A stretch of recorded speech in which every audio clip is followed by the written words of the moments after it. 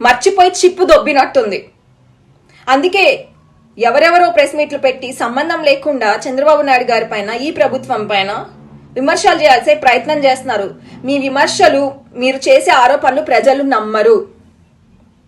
చంద్రబాబు నాయుడు గారు సాక్షాత్తు వెంకటేశ్వర స్వామి ముద్దు బిడ్డ. ఆయన ఆ బిడ్డని కాపాడుకున్నాడు. ఈ రాష్ట్రానికి ఆయన అవసరం ఉంది అని సాక్షాత్తు వెంకటేశ్వర స్వామిని పునర్జన్మనిచ్చారు చంద్రబాబు నాయుడు గారికి. మీరేంట్రా మాట్లాడేది?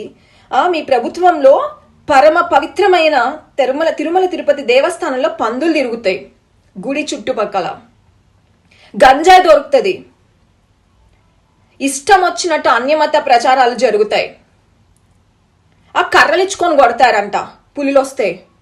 ఏంటిది? ఇంకా సిగ్గుమాలిన రోజా, ఆమె గురించి ఏం మాట్లాడాలి? అసలు ఆమె ఒక ఆడది అని చెప్పుకోవడానికి ఆడజాతికి ఒక కలంకం ఆ మహాతల్లి.